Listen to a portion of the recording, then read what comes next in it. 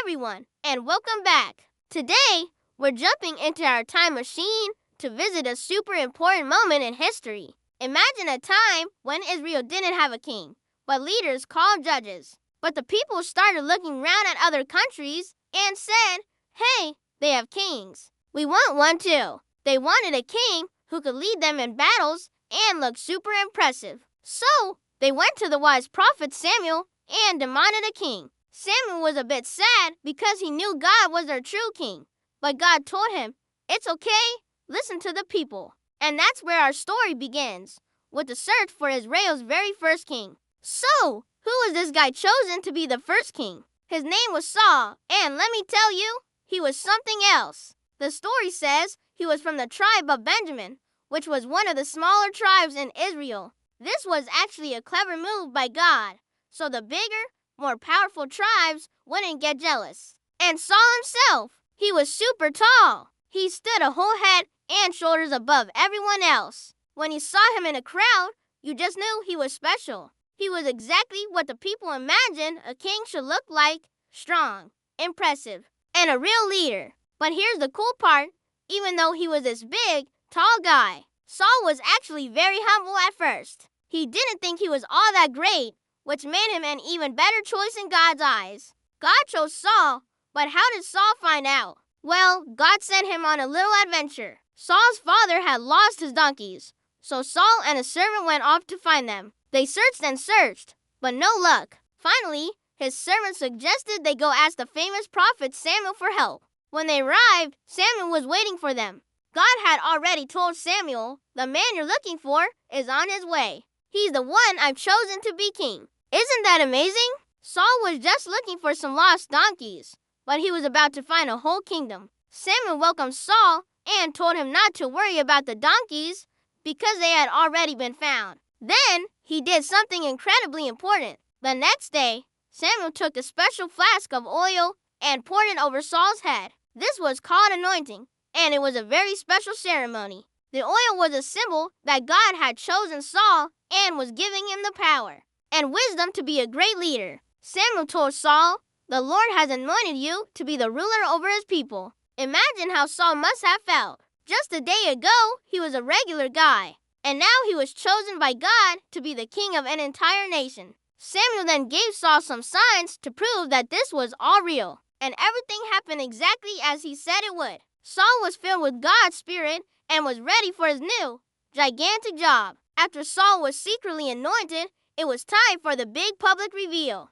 Samuel called all the people of Israel together at a place called Mizpah. He reminded them that they had asked for a king, even though God had always been their true king and protector. But he said God had agreed to their request. Now it was time to introduce their new king. They used a special way to choose, kind of like drawing names out of a hat, and guess whose name was chosen? Saul's. But wait, where was he? When they looked for him, he was nowhere to be found. It turns out he was hiding among the baggage. He was still feeling a little nervous and shy about this whole king thing. But the people found him and brought him out. When he stood in front of everyone, they all gasped. He was so tall and looked so kingly. Samuel shouted, "Did you see the man the Lord has chosen? There is no one like him among all the people." And all the people cheered and shouted, "Long live the king." Saul's journey from a humble farmer's son to the king of Israel was complete. The people were so excited. They finally had the king they wanted, someone who looked the part and could lead them. Saul's reign started with so much promise and excitement. With Saul as the new king, it was time to prove he could be the leader Israel needed. And he got his chance very quickly. A nearby enemy, the Ammonites, attacked an Israelite town and were being really mean. The people of the town were terrified. When Saul heard the news, the Spirit of God came upon him powerfully, and he became a bold and decisive leader. He rallied the troops of Israel together, creating a huge army. He led them into a surprise attack against the Ammonites and won a massive victory. Everyone was amazed. This was exactly what they wanted a king for. This big one showed everyone that Saul wasn't just a tall guy. He was a true leader chosen by God who could protect them. After this incredible victory, all the people were 100% behind Saul. Any doubts they had about him were gone. Samuel then gathered everyone at a place called Gilgal to officially celebrate and confirm Saul as their king. It was a huge party. They made offerings to God and celebrated their new king and their new future as a kingdom. Saul's early days as king were a huge success. He united the tribes, won important battles, and had the full support of his people. It seemed like everything was going to be perfect for King Saul and for Israel. But leading a nation isn't always easy, and Saul was about to face some very big tests. Even though Saul started out as a humble and successful king, things started to go wrong.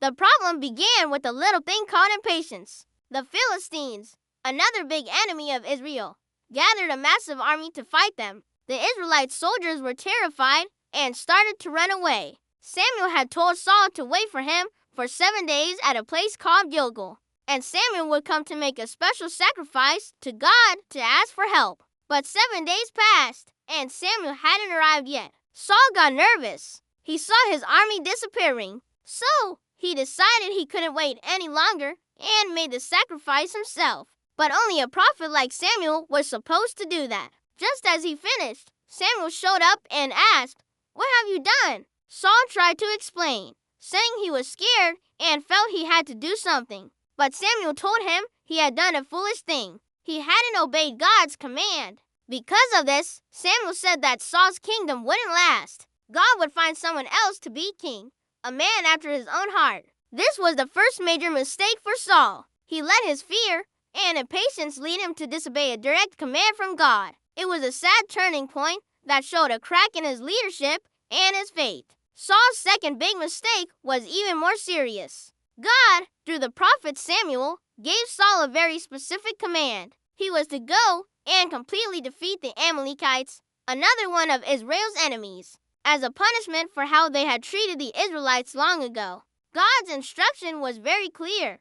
Destroy everything and everyone, and don't keep anything for yourselves. So Saul gathered his army, and he did win the battle. But he didn't follow the instructions completely. He spared the Amalekite king, Agag, and he let his soldiers keep the best sheep, cattle, and other valuable things. They only destroyed the stuff that was weak or worthless. When Samuel came to meet him, Saul greeted him cheerfully, saying, "I have carried out the Lord's command." But Samuel knew better. He said, "Then what is this bleating of sheep and lowing of cattle that I hear?" Saul was caught. He tried to make excuses, saying the soldiers saved the best animals to sacrifice to God. But Samuel gave him one of the most famous speeches in the Bible. He said, "Does the Lord delight in burnt offerings and sacrifices as much as in obeying the voice of the Lord? To obey is better than sacrifice." Because Saul had rejected God's command, God had rejected him as king.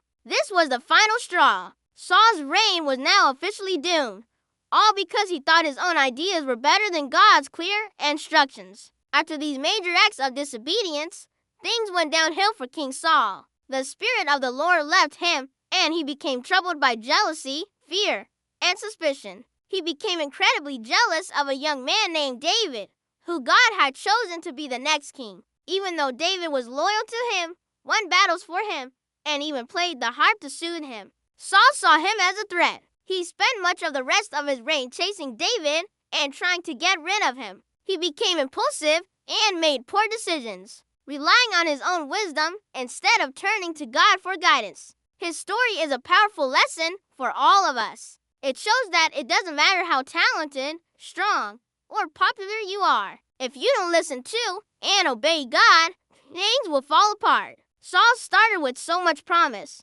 but his disobedience led to a tragic end. It's a cautionary tale that reminds us how important it is to be faithful and to trust in God's plan above our own. Thanks for watching, and don't forget to like and subscribe for more amazing stories. See you next time, and God bless.